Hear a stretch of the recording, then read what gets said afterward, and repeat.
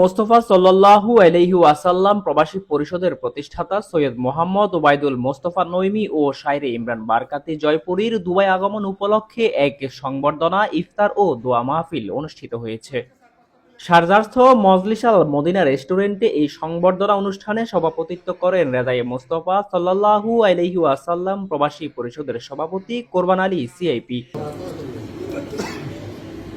অনুষ্ঠানের সংবর্ধিত অতিথি সৈয়দ মোহাম্মদ ওবায়দুল মোস্তফা নইমি বলেন, প্রবাসী বাংলাদেশিরা রমজানের তাৎপর্যকে অত্যন্ত গুরুত্ব সহকারে তুলে ধরেছেন। সেই সাথে বাংলাদেশে দারিদ্র্য বিমোচনে একযোগে কাজ করছেন তারা। তারা যে কষ্ট করে রেমিটেন্স উপার্জন করছেন তা দেশের সমৃদ্ধি আনয়নে উল্লেখযোগ্য ভূমিকা রাখছে।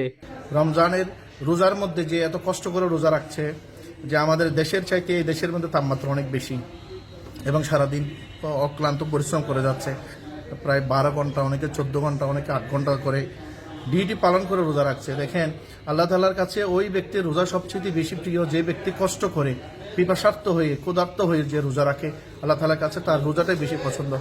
তিনি রমজানের এই দিনে ইসলামের পথ অনুসরণের মাধ্যমে প্রত্যেকের হক আদায় করার জন্য প্রবাসীদের প্রতি আহ্বানও জানান। অনুষ্ঠানে বিশেষ অতিথি হিসেবে উপস্থিত ছিলেন আবির বাংলাদেশ বিজনেস অ্যাসোসিয়েশনের প্রেসিডেন্ট জুলফিকার ওসমান, বঙ্গবন্ধু ফাউন্ডেশন ইউএইর প্রেসিডেন্ট নজরুল ইসলাম, জাহাঙ্গীর ইসলাম সিআইপি, চট্টগ্রাম সমিতির সাধারণ সম্পাদক আবুল কাশেমের সঞ্চালনায় আরো বক্তব্য রাখেন সিআইপি সাইদুল ইসলাম, আসগর আলী, মোহাম্মদ মহিউদ্দিন সহ আরো অনেকেই।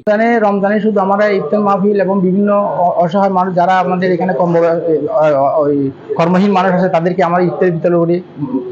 মসজিদে যদি পারি, মসজিদে আমরা কিছু, এখানে তো সব জায়গায় শেখেরা বা বড় বড় ফাটিরা মসজিদে বিরিয়ানি ফাটাই দেয়, আমাদের সংগঠনের পক্ষ থেকে আমরা ফাটাই এবং লেবার ক্যাম্পেও যাই আমরা কিছু কিছু ইফতার বিতরণ করি।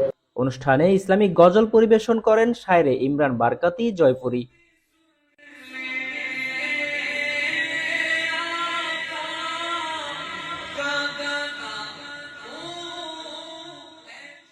ডেস্ক রিপোর্ট, সময়ের সংলাপ, সংযুক্ত আরব আমিরাত।